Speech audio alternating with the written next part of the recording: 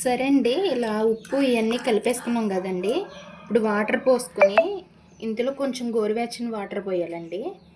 అప్పుడే జంతికలు మన టేస్ట్ బాగుంటాయి, గట్టిగా లేకోకుండా మెత్తగా గుల్లగా ఉంటాయి అన్నమాట. ఇప్పుడు కొద్దిగా హాట్ వాటర్ పోసుకొని ఇలా కలిపేసుకుందాం. ఉంటాయి అంతవరకు కలిపేసుకుందాం. చూసుకొని పోసుకోవాలండి. ఇలా గట్టితో తిప్పుకోవాలి, లేకపోతే కాలిపోతుంది. ఇలా వాటర్ పోసేసుకొని కలుపుకోవాలి.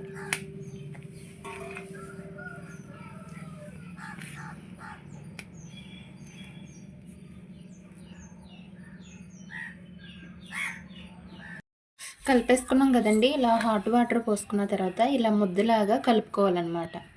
ఇలా ముద్దలా కలుపుకొని ఇప్పుడు ఆయిల్ హీట్ చేసుకొని ఆయిల్లో ఫ్రై చేసుకుందాం. సరే అండి, ఆయిల్ హీట్ ఎక్కింది కదండి. ఇప్పుడు మనం ఇంత కలుపుకున్న పిండిని ఇలా వేసేసుకోవడం అన్నమాట, ఒత్తుకోవడం.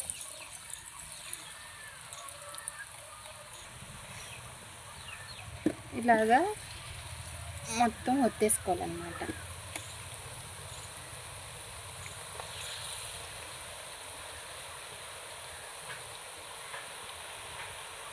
అయ్యాయి కదండి, వీటిని కూడా ఉన్న పిండిని మొత్తం ఇలా వేసేసుకోవాలన్నమాట.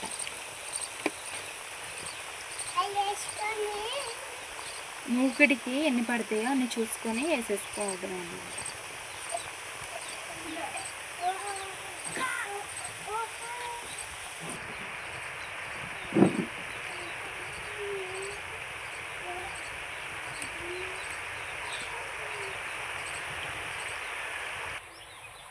ఇలా ఫ్రై అయినాయి కదండి, వీటిని తీసుకొని ఇలా ఫ్రై అయితే సరిపోతాయండి.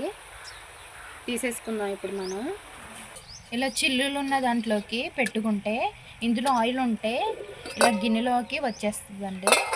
ఇలా ఆయిల్ ఉంటుంది కదా, ఇందులో నుండి అందులోకి వెళ్ళిపోతుంది.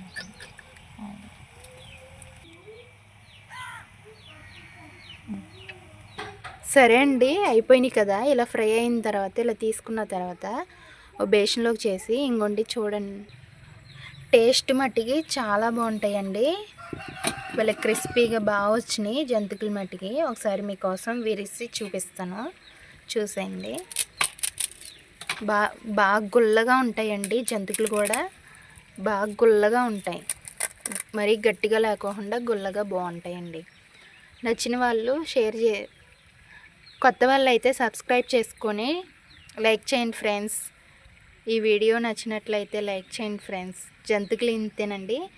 వీటిని ఇలా చేసుకున్నాం కదండి, వీటిని ఒక క్యాన్లోకి స్టోర్ చేసుకోవడమే. ఇంకా చాలా బాగుంటాయి. బాయ్ ఫ్రెండ్స్, మీ నాగదుర్గ.